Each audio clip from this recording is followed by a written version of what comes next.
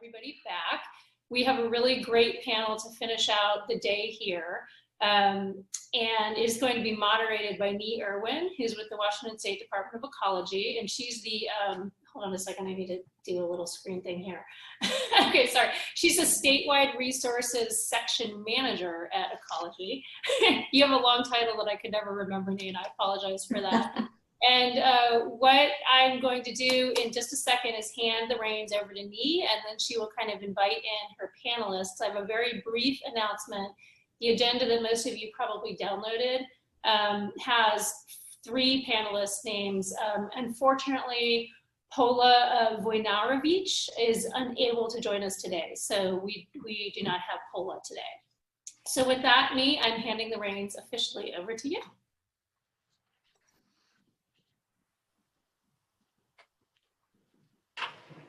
Great, thank you, Hillary, for the introduction.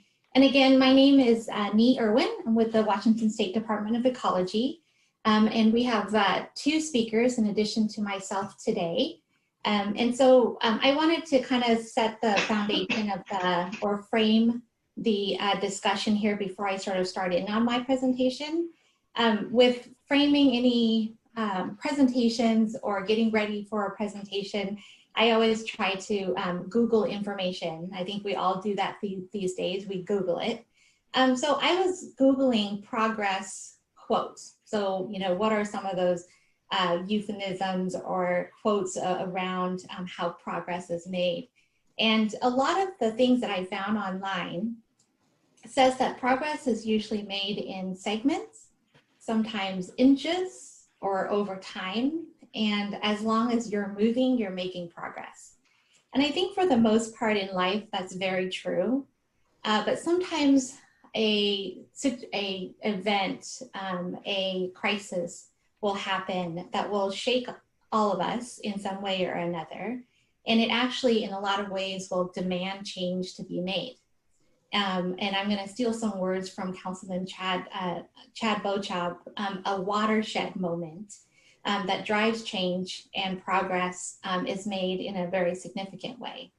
So you'll hear from speakers today that will speak to those moments in their organizations that has shaped their priorities around oil spill policies. You'll hear directly from me with a retrospection look at the 10-year anniversary of the Deepwater Horizon incident. And you'll hear from Councilman Chad Bowechop and Haley Kennard of the Makah tribe on their oil pollution and vessel traffic safety program. We only have the 2 presentations today, so we'll be taking Q&A after each of the sessions. So please use your Q&A feature and ask your questions, and we'll get those answered after each of the presentation. I'm going to share my screen here.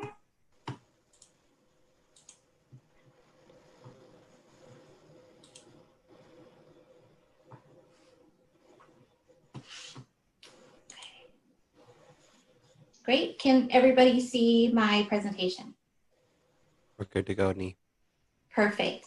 So before I get started on this presentation, I'd like to take a poll of those of you on the webinar today of whether or not you were involved in the Deepwater Horizon. So the response itself, so you could have either been deployed directly to the Gulf states, or perhaps you were doing some behind the scenes in your prospective location. So if we could take just a few seconds and click yes or no, that would be great.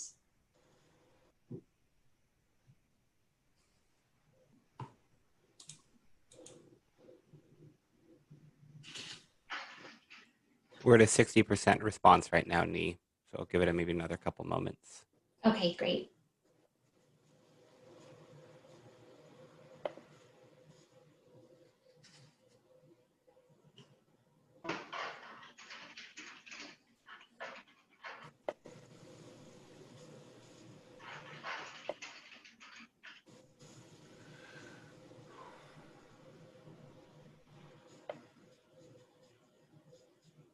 Okay, we got 67 and it's paused there. So I think we'll go ahead and end the Awesome. Could we go ahead and, yeah, show the results?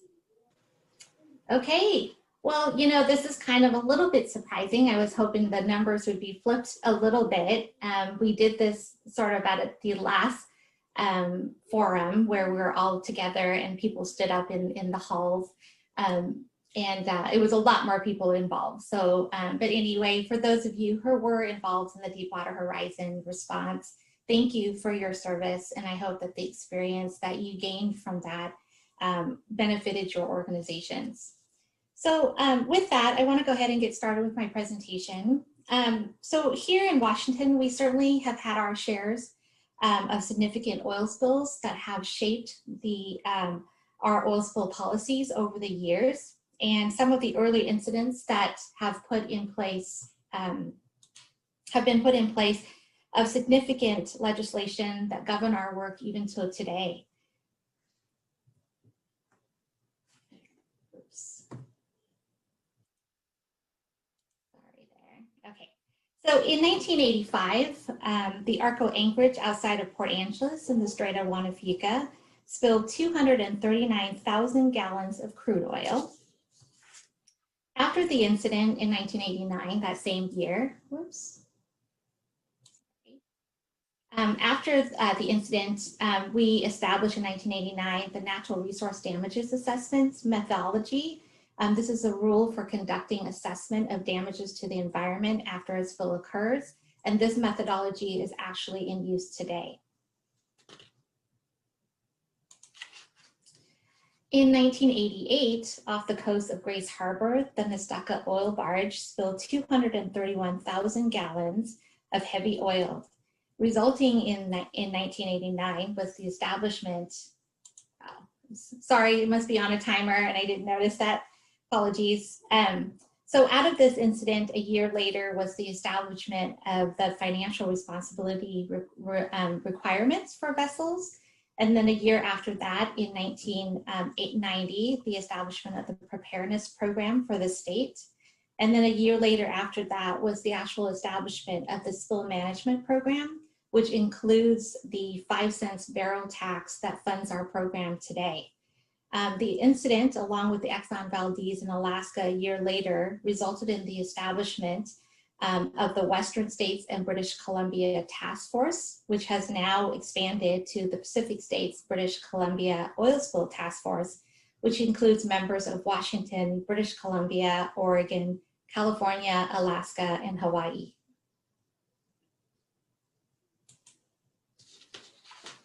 In 1999, the Olympic pipeline spilled over 277,000 gallons of gasoline into Whatcom Creek, and an explosion in the creek killed 3 kids. That tragedy established the Citizens Committee on Pipeline Safety. You guys are getting a little preview here. Pipeline Safety. This group is a governor-appointed committee which meets regularly to discuss and identify, review, and highlight pipeline safety issues on local and national level. The spills program received a full-time position for oil spill pipeline contingency plan review and development of inland geographic response strategies that target natural, cultural, and economic resources at risk from pipeline spills and pre-identify strategies to minimize the damages. There were also stricter regulatory standards for pipeline operations and maintenance, and we continuously review and approve pipeline oil spill contingency plans, as well as conduct drills to test and improve the effectiveness of the plan.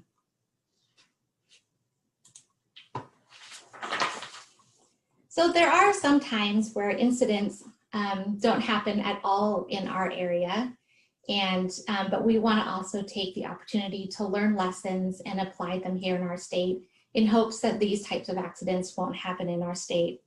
In 1989, the Exxon Valdez incident changed the fundamental structure of oil spill response and preparedness on a national level. 2 decades later, the Deepwater Horizon incident shook the world, and for 87 days, we were captivated and watched the response and damages unfold. On April 20th, 2010, the oil rig Deepwater Horizon exploded, killing 11 people and injuring 17. 5,000 feet under the sea, 134 million gallons of oil was spilling into the Gulf of Mexico. It was the largest US marine oil spill to date. 1,300 miles of beach was oiled across 5 states. For reference, that's about the distance equivalent of driving from New Orleans to New York City. The surface oil slick during the course of the spill totaled 43,300 square miles. That's approximately the size of the state of Virginia. And the response lasted 87 days, and restoration work still continues today. At the height of the response, more than 6,800 active vessels were used in the response: skimmers, barges, vessels, and vessels of opportunities. 117 aircrafts were in the air. More than 4 million feet of boom were deployed. That's about 750 miles of boom. It's almost enough boom to boom the state of Washington.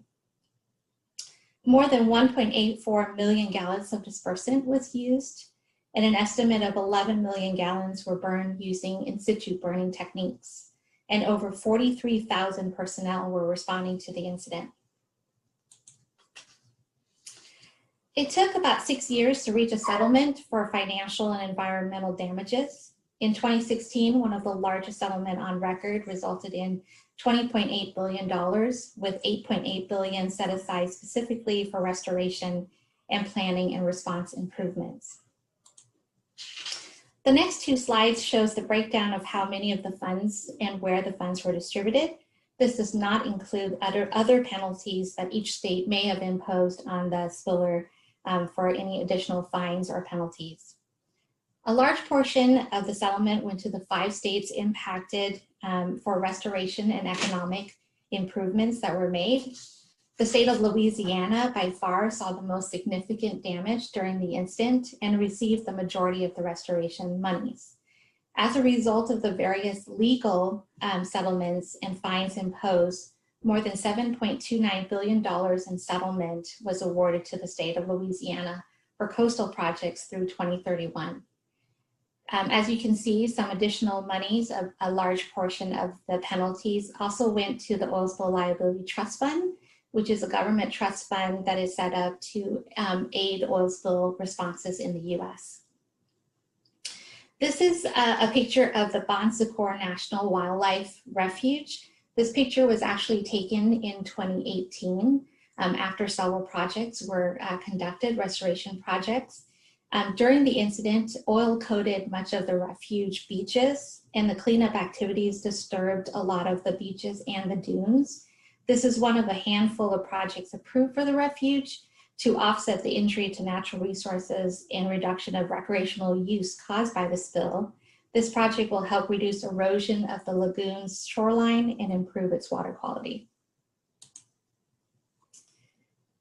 This incident kept the attention of the nation, and everyone watched and wanted to ensure that it would not happen in their state.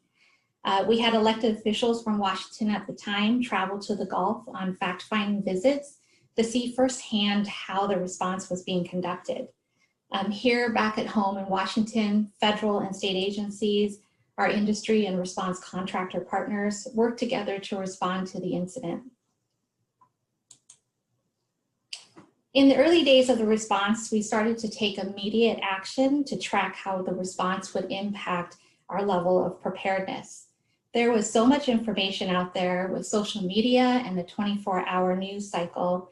We wanted to have information for Washingtonians to help them understand what it meant for Washington what this spill in the Gulf meant to Washington. So we established a website to track and provide public information on the Gulf incident.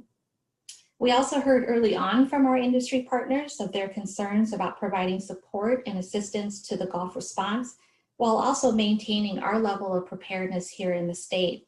We implemented procedures to track this region's response resources being requested and deployed to the Gulf. Our system was fairly unsophisticated at the time.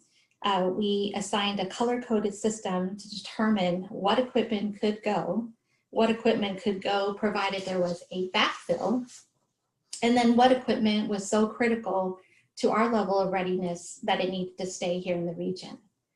We also participated in the Emergency Management and Assistance Compact request. This is a state-to-state compact that allows resources to be moved in assistance. And we systematically along the way captured lessons learned for both adaptive management of state and legislative regulations.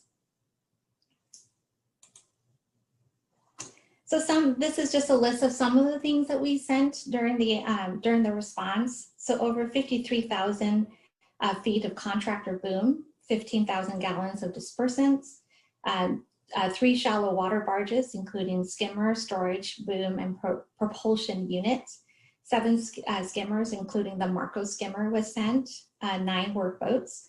About 59 personnel from our plan holders, those are our companies, and our contractors, as well as 140 personnel from our federal Coast Guard and FEMA partners.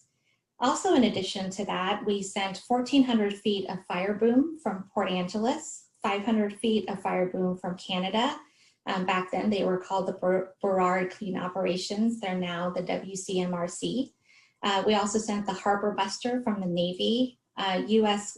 Coast Guard Vessel of Opportunity skimming system, 4 portable skimmers from Global Diving and Salvage, as well as 1 shoreline cleanup trailer, also from Global Diving and Salvage. One of the tenets of oil spills is that capturing lessons learned is needed to make improvements. We want to find flaws when incidents happen so that when we make a plan, we are addressing those gaps. Immediately after the incident, we developed a more sophisticated equipment designation system to analyze those critical resident readiness equipment when we lend them to others. This is partially through what is now known as the Worldwide Response Resource List, or the WORLD. A number of updates also occurred in our regional regional planning efforts, including the development of policies on the use of dispersants and other response technologies in the region. We were asked by our legislature to review the commission report on the incident and analyze opportunities to apply any of the recommendations here in Washington. Our review and subsequent report to the legislature resulted in the passage of House Bill 1186.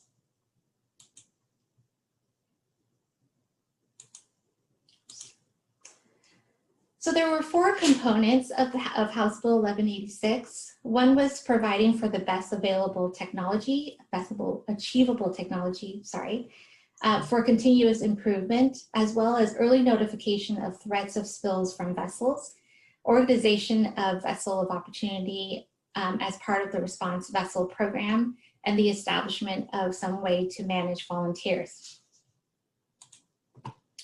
Best achievable technology or protection for us.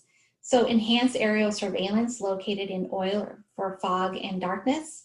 Contingency plan holders have invested in the state-of-the-art aerial technology and trained spotters to meet this requirement. The Buster system, more efficient in higher currents and waves. We now have multiple current Buster technologies or the equivalent strategically staged throughout Puget Sound and the Columbia River. Tank vessel drills, we held a drill in Vendovi Island in 2016 and another one on the Columbia River in 2018.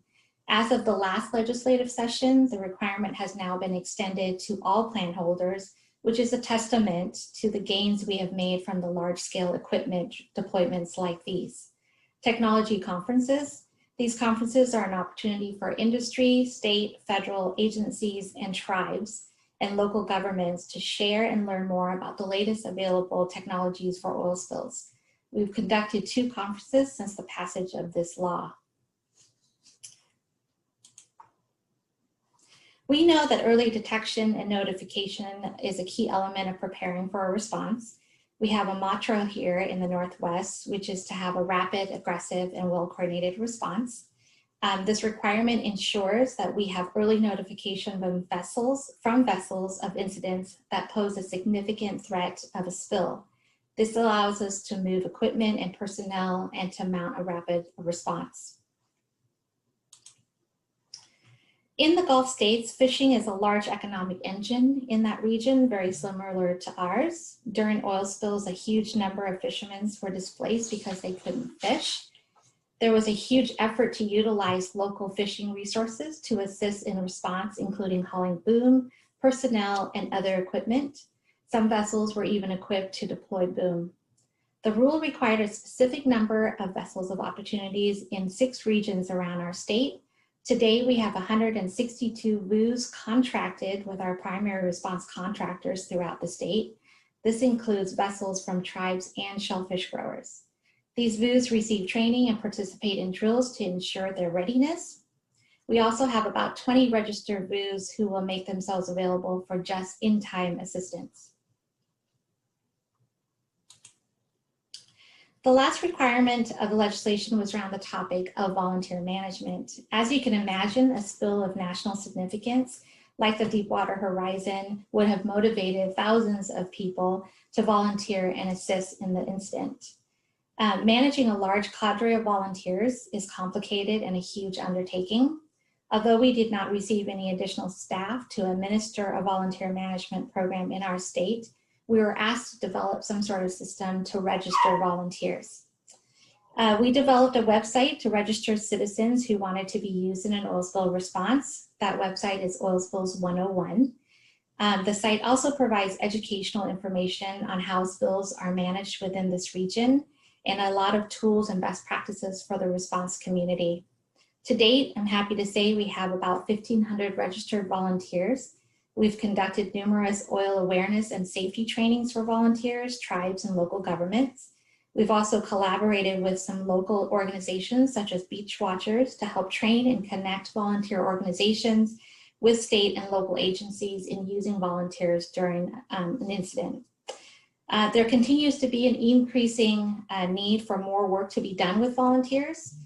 We hope to never use them, but we want to be ready if we do. So in ending my presentation, we opened this session with the idea that some significant change must happen in order for us to show progress. The Deepwater Horizon, certainly for Washington, made us take stock of what we were missing in our state's preparedness level, and it became a moral imperative that we make significant changes to protect our state resources and our way of life. We have a better system in place now, but we continue to use lessons learned from drills and exercises to find the gaps and flaws in the system so that we can continue to make improvements. Thank you. That's the end of my presentation. Thank you, Nee. You mentioned that you would like to take Q&A after each presentation, correct? Yes. Yes. Okay. So I'm going to invite Melanie Del Rosero to come on the screen. She's our kind of co-moderator for this session. So she's been kind of scanning the Q&A. And Melanie, go ahead and turn on your video and audio. Hello. Hello. And I'm going to go away. And Melanie is great at environmental and works with us and has been absolutely instrumental in helping pull off this forum. So my opportunity to say thank you to Melanie.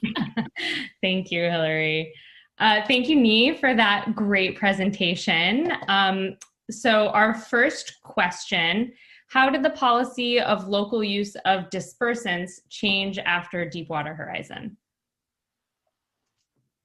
So, there's a lot of science and probably conflicting information about dispersants, but I think in Washington, it was really important for us in our region to recognize what the environment was here and how dispersants could be used, would be used in a response. And so for us, it was looking at our environment and its impact on the use of dispersant. So the Northwest Area Contingency Committee and Plan Committee put together several work groups that looked at that question.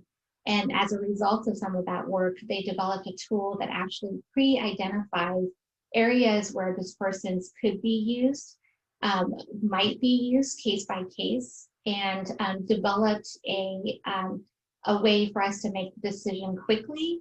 Because as you know, the window for the use of dispersant is very short. And so all the conditions have to be correct. And so having a process to walk through the decision-making of whether to use dispersants or not was really important for us as another tool in our response to oil spills. Great, thank you. A sort of a follow-up question to that, and I know you can only speak from the Washington side of this, but how is Washington State and BC adapting dispersant use policies based on current research on dispersants. And I think you touched on that a little bit, but maybe more specific to more current research that's happening. Yeah, I am unfortunately not the person to speak to that. I would defer that to probably anybody from NOAA that might be on the line in regards to the science around that, and if any changes have occurred.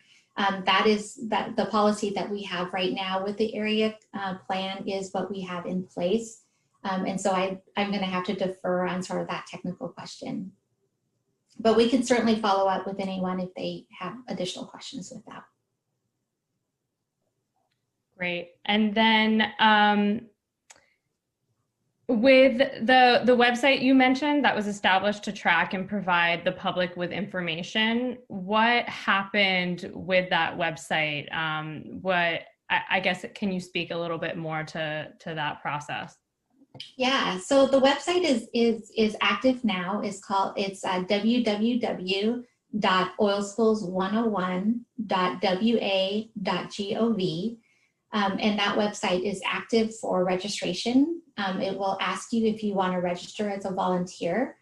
You sign up and then you're in our database. There's also the ability to sign up as a vessel of opportunity as well if you have a vessel that you would like to use during a response if that is a need. So what we do with the database is, we try to, and we have in the past, this year has been a little bit more difficult because a lot of drills have been postponed, but we will run a drill where the use of volunteers is played. And so we will use our database and send out messages to those registered volunteers as a test of the system. To ask if you're available for a particular response. There'll be a survey that will ask you if you have any particular skill sets, any certification, experience with oil spills, or what kind of activities would you like to participate in? What's the duration of your availability, all of those things. So depending on what the need is for that particular response, because every oil spill incident is unique, we will sort of gear the survey to ask and get the most qualified or just the most available volunteers. So please, I encourage you to go and sign up. It's also a great resource for information on area planning and local planning in the state, as well as just oil spill facts and factoids. We have a blog right now on non-floating oils. That is something that the state of Washington is incorporating into all of the geographic response plans that we're opening up and adding that information in there. So a lot of information on oil spills in our region and an opportunity for you to sign up and just put your name in case there is a volunteer opportunity. That's how we would use the system.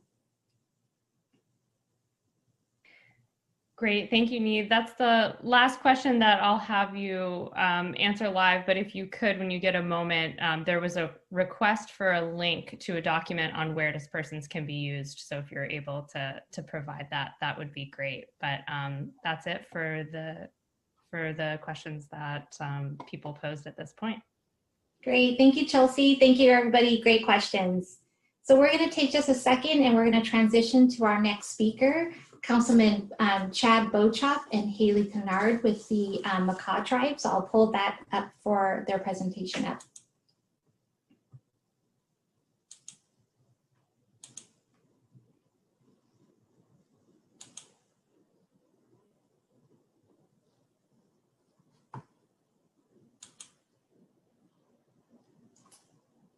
Okay, Haley, you're on, and Chad as well. Please go ahead and introduce yourself, and then please cue me for slide movement. Thank you. Yes, good morning, and thank you for the opportunity to speak at this prestigious gathering. We would like to thank the Lummi Nation for hosting this. They're always a graceful host. I would like to introduce Haley Kennard as our Office of Chief of Staff Policy Analyst, and we will take turns in this presentation. I do well with a flow of consciousness explanation, and Haley does her best to back me up with facts. So let me just start this by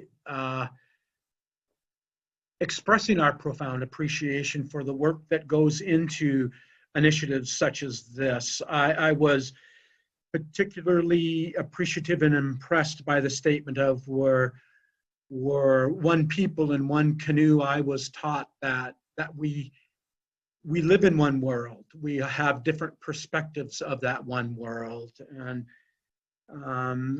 that's extremely valuable to understand. Our spiritual beliefs provide us the understanding that if in order to have a balance, in order to experience that balance, our spiritual capacity must be aligned and in tuned with our physical exercise and the physical world. That's called our klukwali, and there would be any number of tribal elders who would express frustration with me to even mention that word. It's so sacred.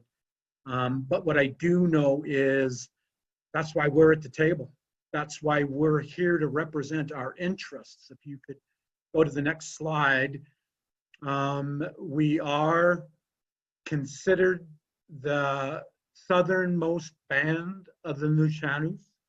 And at this point in time, I would like to express how the Nuu-chah-nulth fit into this discussion with the deepest sense of appreciation and respect to the Coast Salish people. Our Nuu-chah-nulth cultural and adjudicated legal interests extend into the Strait of Juan de Fuca, west of Port Angeles, maybe 4 miles, I'm not sure. So we're always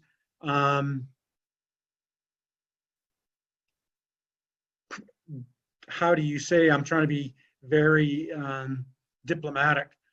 It's always in our best interests to indicate while our cultural values are very similar to Coast Salish, we are in fact distinct.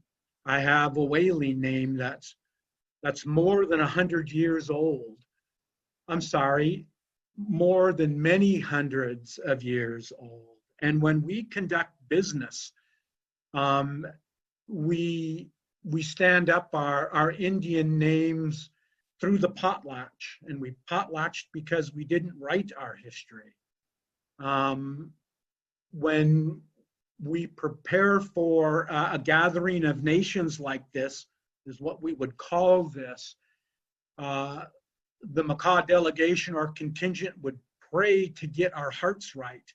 We would pray that our message would be delivered with the intended amount of clarity that we hope to express.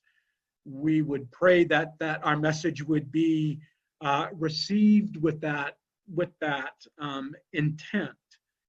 And the reason that's important is, because we do this through gatherings. We do this through potlatches. We don't write down our history. We pass it on from head of family to head of family, to family member to family member. That's the basis for how we understood, and I'm careful not to speak to other tribes, but at Makah, what we like to present as our understanding of why we signed the 1855 Treaty of Nia Bay was to retain the right unto ourselves to continue to exercise our cultural values based on our spiritual beliefs. And our spiritual beliefs are based on it's our obligation to retain through supporting the physical balance of the world through the exercising of our spiritual understanding. At Makah, we ceded over 300,000 acres of timbered properties so that we could have clearer treaty definition and access to the ocean and its resources because we hold the ocean in spiritual reverence.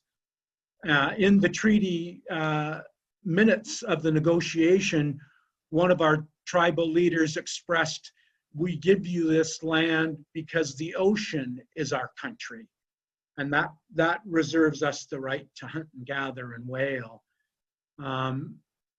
We also recognize the treaty as the legal terms.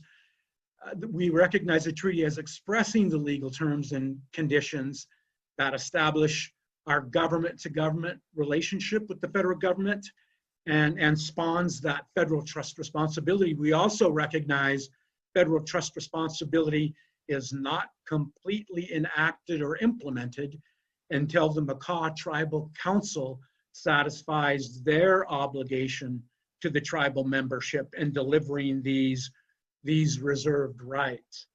And those reserved rights are expressed by the unimpeded access to our ocean resources. And we have the ability to express what that means in relationship and relative to what does vessel traffic safety mean? How do we express our oil pollution interests? Can we go to the next slide, please?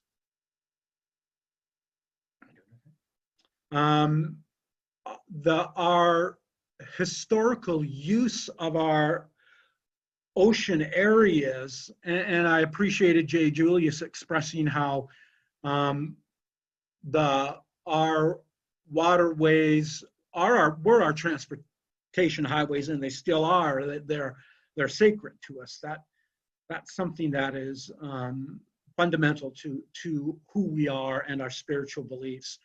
Our relationships with our Canadian cousins, as I mentioned, we're considered the southernmost band of the Nuu-Chah-Nulth. We have been working closely with the Nuu-Chah-Nulth tribal councils in vessel safety and oil pollution. We potlatch with our Nuu-Chah-Nulth relatives on a regular basis. That connection is a strong and thriving connection. As an example of our work with Pachidat, they've used the Makah Tribal Council's Office of Marine Affairs model to frame in how they are beginning to interact with the Canadian federal government in order to better express their cultural interests. And we believe and understand that in establishing those commonalities, and I heard that earlier as well, and I really appreciate that, that's the strength of how we move forward.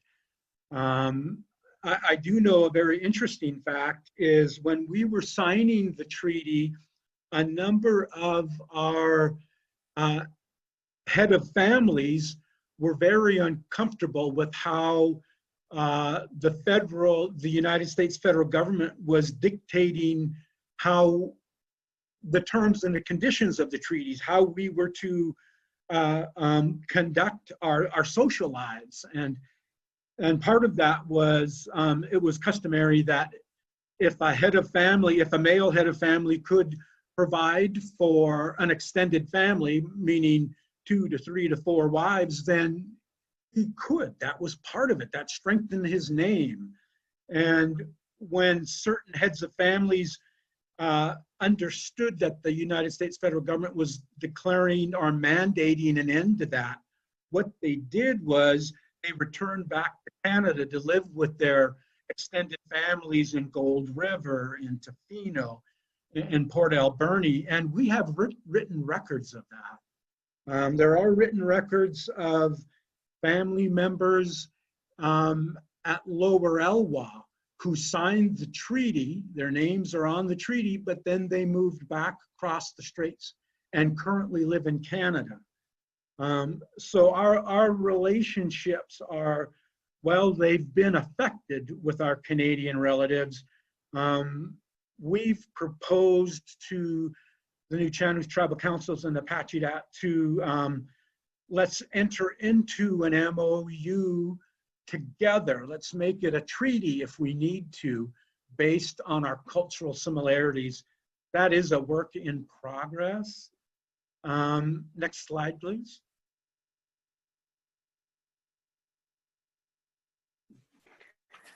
Hi, I'm in the same room with Councilman Bowechop, so I'm observing our mask mandate.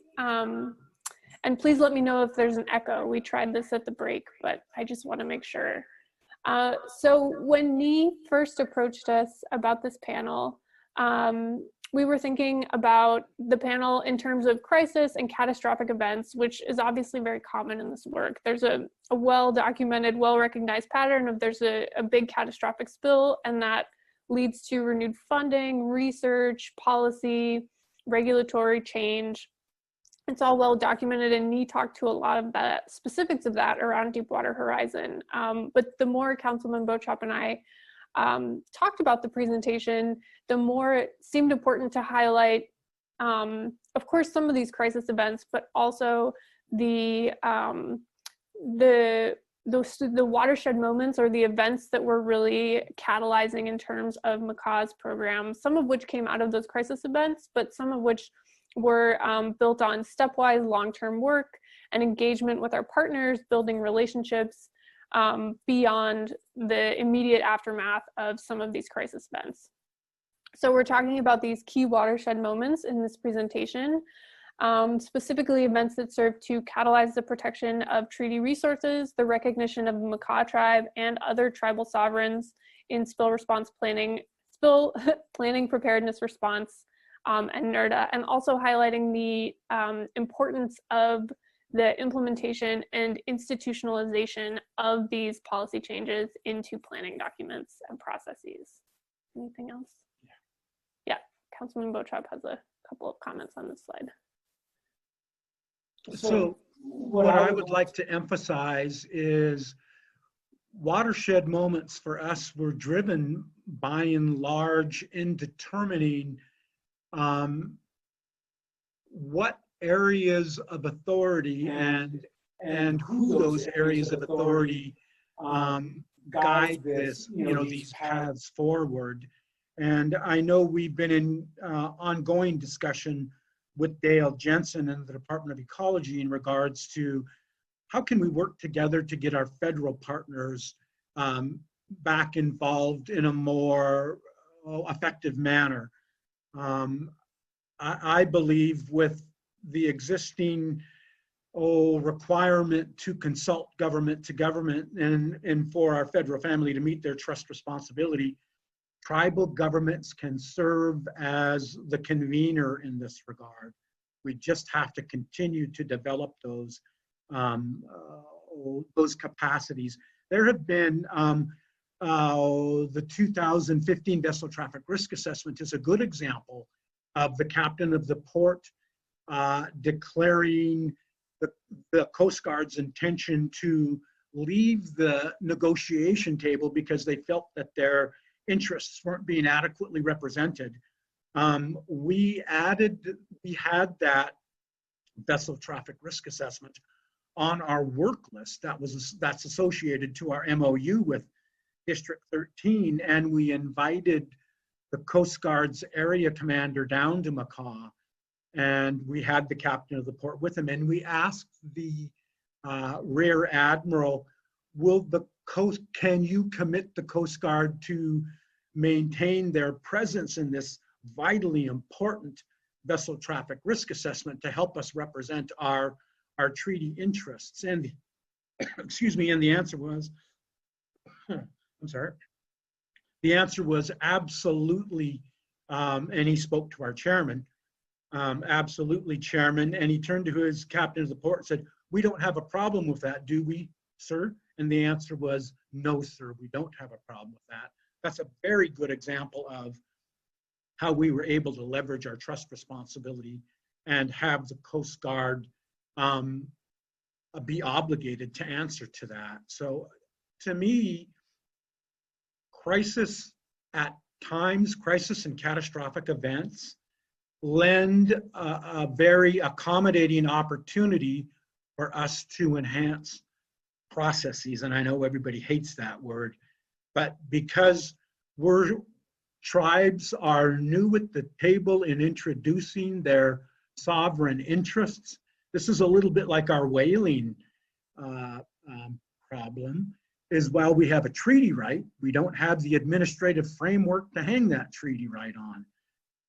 Oftentimes we experience that same phenomenon when we're trying to express our sovereign interests that allow us to exercise our sovereign authority over our marine space. Thank you. Next slide, please. So this is just a timeline of some of the key events that we came up with in brainstorming sort of what those watershed moments were ahead of this presentation. So the events that are the red bubbles are catastrophic spill events. The blue bubbles are some key policy change events, and then the yellow bubbles are some of the relationship building watershed moments that we'll talk about. So in this presentation, we'll be talking about a couple of the early catastrophic spills that affected the Makah UNA. We'll be talking about the role of the emergency response towing vessel, which is currently stationed in Nia Bay. We'll be talking about our memorandum of agreement with the U.S. Coast Guard District 13, as well as the Makah tribe's membership in the regional response team as sort of important relationships. And then we'll speak a little bit to this kind of catastrophic event that we're in the middle of, the COVID-19 pandemic, and some forward-looking thoughts. Next slide, please.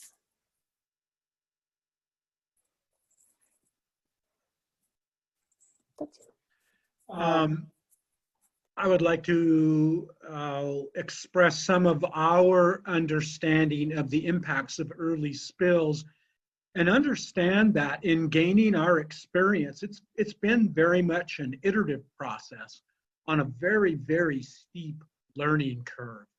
What we learned from the General Megs is that it was a tug and tow. It was a Navy transport, and that came apart on the north end of Shai Shai Beach, one of the most beautiful places in the world. What we learned from that was we had no understanding, first of all, of the negative impacts of an oil spill. We weren't prepared to represent our sovereign interests. As a matter of fact, the Department of Interior was required to represent our sovereign interests. And the volume has been contested, but we recognize it to be at least 1.5 million gallons of heavy crude oil that spilled in some of the most sensitive environmental areas in our treaty area. So that was a vessel in tow. The Nestucca was a barge in tow. So these two are representative of the Nestucca is commercial activity. The Tenu Maru is commercial activity as well. The General Megs is federal activity. And it's important to begin to categorize how those play out, because you're addressing and needing to develop the means to address the responsible party. A direct correlation to that, if you fast forward a number of years, is we worked with the state of Washington, who's been one of our most important partners. While we have a treaty with the federal government, we've experienced much of our most important advancements with the state of Washington by working through their 5-year oil spill contingency plan update. So the result of each of these spills brought to the attention of the Makah Tribal Council the understanding of the obligation to address the damages incurred from those spills. And what we came to understand was we needed to dedicate a specific resource in our tribal organization that began to provide us the capacity. So it's clearly a capacity building issue to address these oil pollution issues. The tribal council had the insight to create the Office of Marine Affairs. The Office of Marine Affairs is funded through the EPA State and Tribal Response Program, where the Office of Marine Affairs is different from most of those state and tribal response programs. The Office of Marine Affairs' duty exceeds that of a simple cleanup. The Office of Marine Affairs concentrates on policy, legislation, and rulemaking, and how to enhance those processes in order to accommodate our tribal interests. It took us a number of years to understand oil pollution universally was addressed via spill prevention, preparedness response, and NERDA. Natural resource damage assessment is a separate animal from prevention, preparedness, and response. That was the basis of our understanding.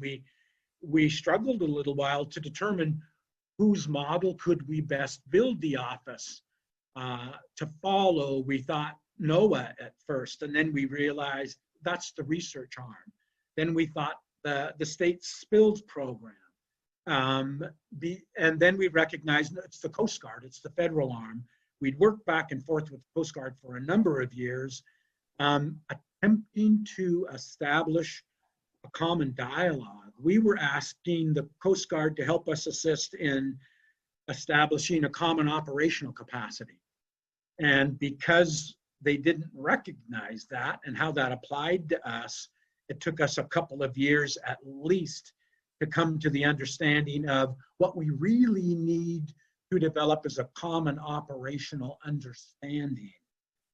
And once we changed that one word, it opened up the floodgates. I would like to emphasize here again the importance of the three sovereigns working together. That's both Canadian and US federal governments, that's the provinces and the state, the First Nations of Canada, and the tribes. That's what makes up the lens through how we view this issue. Next slide.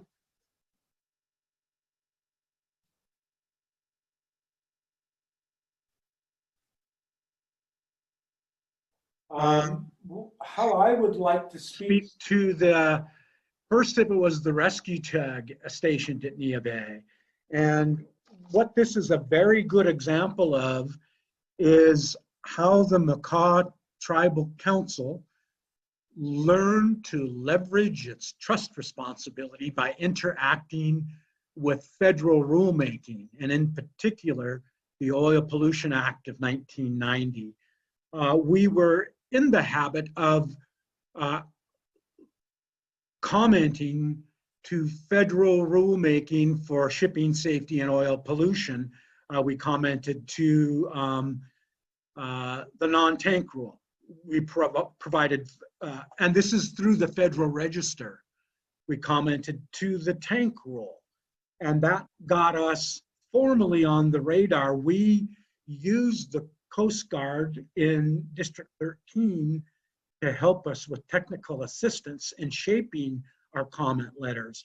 And we would always mention their assistance in our formal comment letter to Coast Guard, and it was Coast Guard headquarters, which is a very different animal than we've learned than the district. What that allowed us then was to gain the experience to develop a heightened sense of understanding in regarding to how we interacted with the State of Washington Department of Ecology on updating their oil spill contingency plan. We used their own plan language to express to them the outer coast is uncovered. It doesn't have adequate spill response coverage per your own standards. And that got us the presence of the National Response Corporation, who has 100 and some foot response vessel, along with an oil spill skimmer that essentially is the state of the art through it was actually a bit of a contest. So what we further did from that point was we used our comment letter to the tank rule to require the oil industry to station Marine Spill Response Corporation. So we have both the umbrella plan presence of all of the vessels that aren't essentially included through the Marine Spill Response Corporation's responsibility to the tank vessels. So you have the oil industry category, and then you have everybody else. That provided us the foundation to begin to hone our skills and comment to the Marine Salvage and Firefighting rule. And the long and short of it was, and that rule was, we expressed to Coast Guard headquarters, your rulemaking is only addressing costs to industry to implement the rule, thereby making you negligent to your trust responsibility to the Makah Tribal Council to protect the environment and our treaty trust protected resources. Now, I'll admit up front, we didn't recognize we were being as effective as we were in leveraging the Coast Guard's trust responsibility. And part of that is we were teaching ourselves as we went along. It was a mutual educational curve. Now we look back on it and I think, dang, that was good work. And it was a home run shot as well. And the Nia Bay Emergency Response Towing Vessel came about because we were able to secure through the Coast Guard a finding that they wouldn't declare it the state of Washington's effort to preempt federal authority by requiring the permanent stationing of that rescue tug to be paid by the shipping industry. So that's another incredible example of how tribal trust responsibility was able to fit hand to glove with the state of Washington in regards to enhancing our protection for our shared waterways. And there were a few vessel traffic risk assessments that proved that out. Very proud of our working relationship, not only with the state of Washington, but also with industry. Yep, next slide, please. And then we also wanted to highlight the formalization of certain relationships that served as watershed moments. This photo is Chairman TJ Green of the Makah tribe. This is Admiral Taylor, I believe, and then Governor Jay Inslee in the background there. So the Memorandum of Agreement with the U.S. Coast Guard was a key watershed moment because it formalized the government-to-government processes between the Makah tribe and the Coast Guard. It was a commitment to trust responsibility as well as the recognition of the rights described in the Treaty of Nia Bay. And it was also an institutionalization of the working relationship between the Makah tribe and the Coast Guard. Part of the MOA is a work list that defines our annual work together with the Coast Guard. So that's been a really important process step in a watershed moment. On the work list. Sorry. So the work list has contained things like looking at the high volume port area, designation for Nia Bay. It has included things like reviewing our response planning efforts that we're conducting internally, partnering with the Coast Guard to improve those. The Coast Guard is shifting the way that they plan now, so the engagement in that has been on the work list. We've also been engaged with the Coast Guard to expand our participation in drills, including the CAN-US PAC drill, which is happening next week. So those are all things that we put on our work list that we work with the Coast Guard to implement. Councilman Bowechop, do you have any comments on this slide? I do.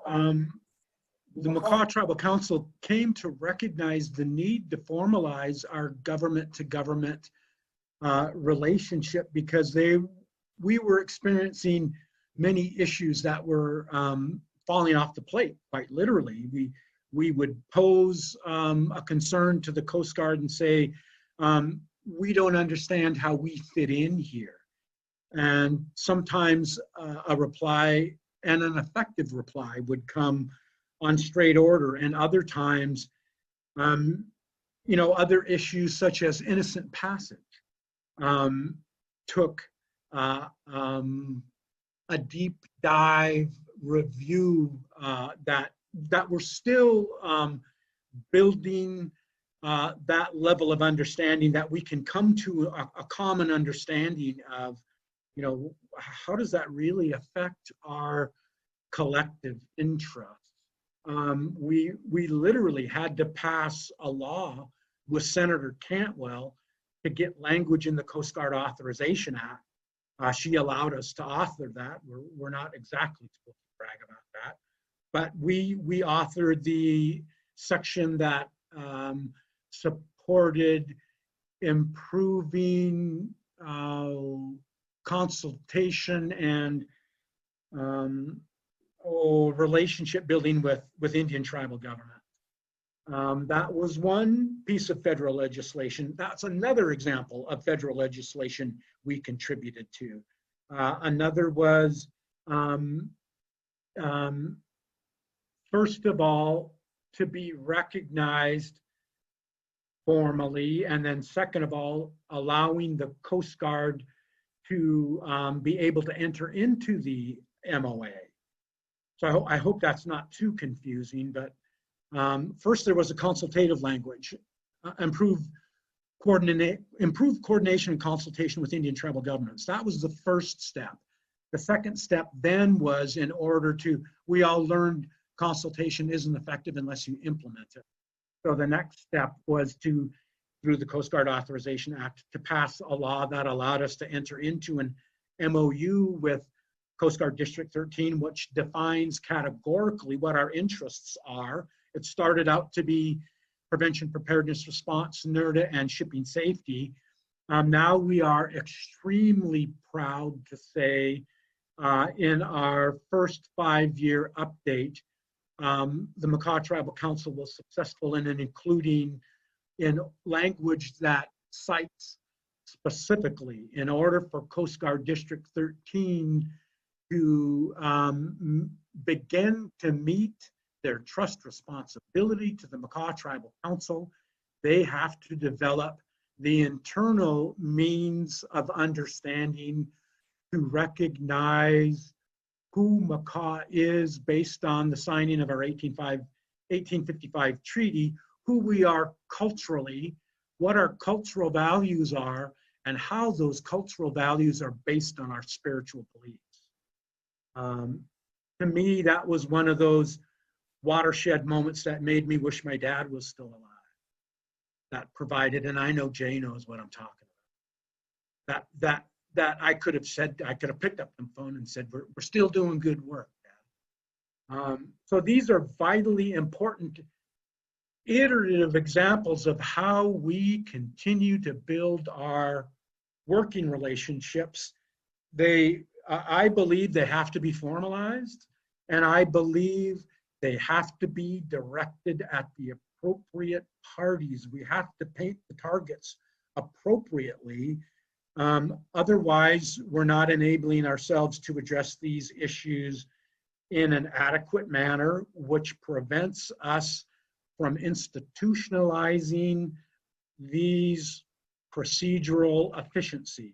And that, to me, that's very much part and parcel to the federal government's trust responsibility in working with the Makah Tribal Council, and same with the state, and same with the tribes being able to express, here are our cultural values and practices based on our spiritual beliefs. There is a triangle here, and there are three sovereigns. Thank you. Next slide, please. Haley, we have about 5 minutes. I'd like to at least have some time for any questions that might get asked, okay? Okay, I'll wrap it up.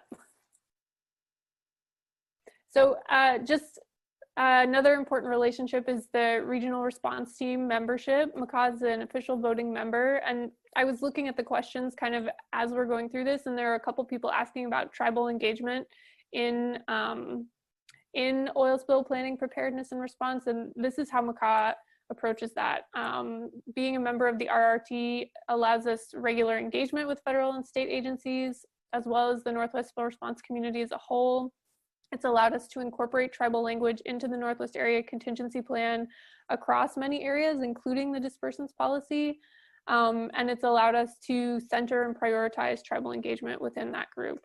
It's also an opportunity to engage as a sovereign in some of the policy setting work that goes on for the region, including on things like dispersant policy. And this was actually taken at the CanUS PAC exercise last year. I think we've got Dale Jensen of the Washington State Department of Ecology, Rob McFarland of the Coast Guard, myself, and then Chris Burns, who works at Jamestown. We were out on the observer vessel. It was great. So we'll move on to the next slide, please. And then in terms of crisis or forcing events, you know, COVID-19 has really shifted the way that we have been doing things. We're still in the middle of it. So I think the lessons learned are still to be determined, but it's created, at least on our end, for the regional response team, kind of a pause in a lot of the programmatic work that's allowed our tribal engagement subcommittee to do some work that they had been wanting to do for a couple of years. It's also created new opportunities, I think, for virtual communication and participation. We're seeing a lot of people, tribal representatives as well as others, participating regularly on some of these phone calls where participation has maybe been lower in the past because travel and attendance at some of these larger multi-day meetings is a barrier for folks. And I think for Makah, the Makah Reservation has been closed to non-residents since mid-March. So we've seen, I think, internally an emphasis on communication and early notification. Next slide. Can you go back, Nee? Councilman Bowechop had a couple of comments on that slide. And the next one's the last one. If I could just briefly mention the impacts of COVID, part of what we understand clearly here is in regards to the fossil fuel markets, there are clear impacts, to their economy that are encouraging many people to look to renewable energies. To me, that's part of the discussion we should expand our bandwidth of attention to, and how we do that, I'm not sure. What I do know is there's a direct correlation to the informal verbal agreement that Makah has with Trans Mountain of Canada to conduct a transboundary vessel traffic risk assessment to express their impacts to our treaty interests. From the very beginning, Makah indicated to Kinder Morgan and now Trans Mountain that we would neither support or oppose their development at the time it was proposed. Should they get permitted, then we would insist on a formal sit-down that would allow us to present our treaty interests to them. And what that did was it kept the door open. While we have extreme concern about climate change, we have ocean acidification boiling off of Tatoosh Island right now.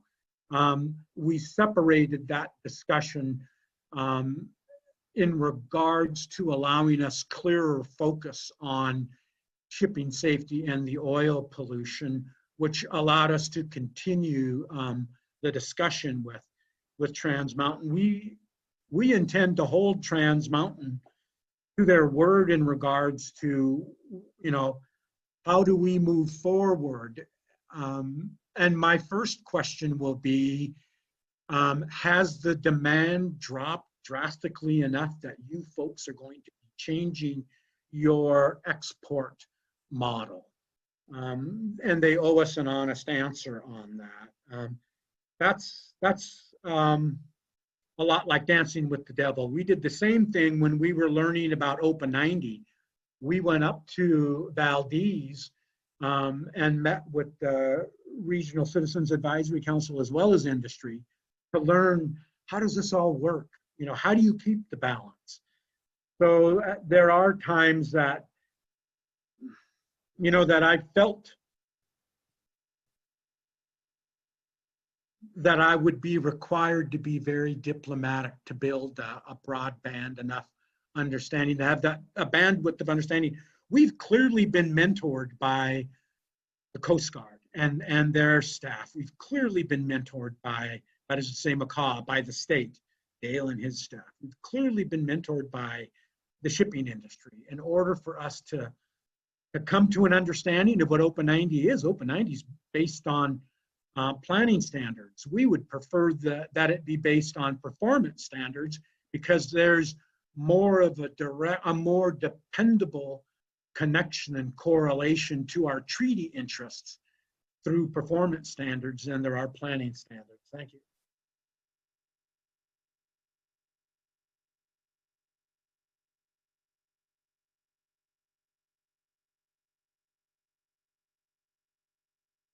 Thank you.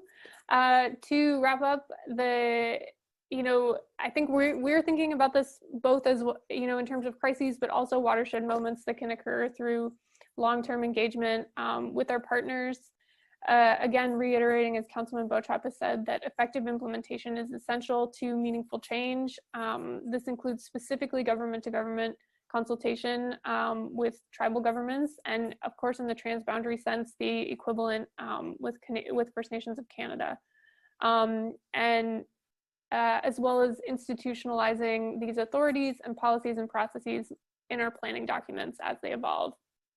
And then as a closing message, just the continued need to improve treaty resource protection and spill planning preparedness response and NERDA, across policy documents like Open 90, looking at planning standards, and then a renewed and continued focus on tribal engagement and outreach throughout all of these processes.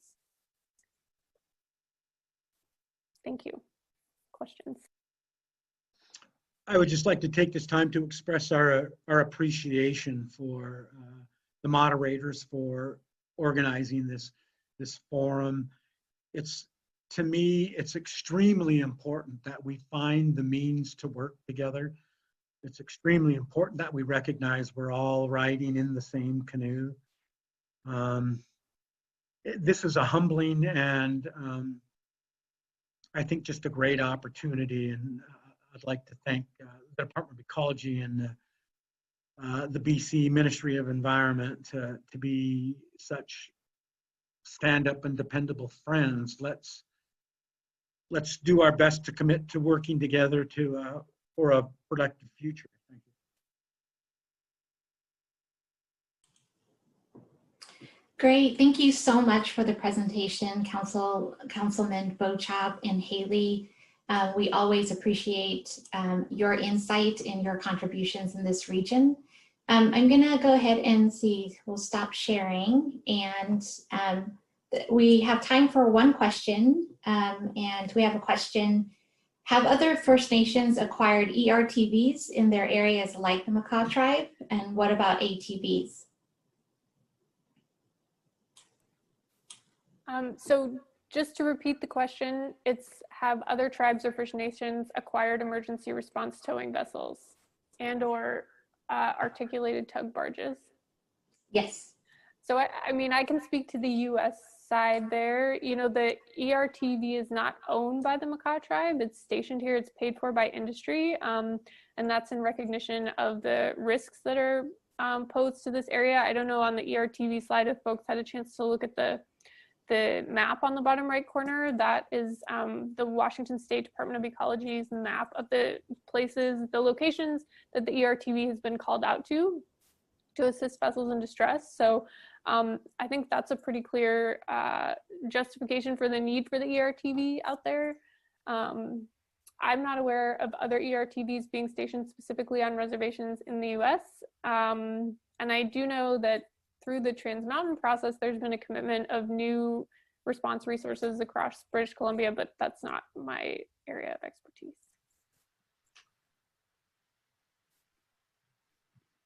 Councilman Bowechop, anything to add? Okay, great.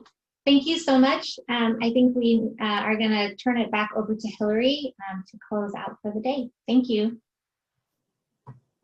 Thank you very much, Nee, and special thanks to Councilman Bowechop and to Haley for your great presentations. Really enlightening as always, and very much appreciate you participating in this, especially from the same room. So thank you for that.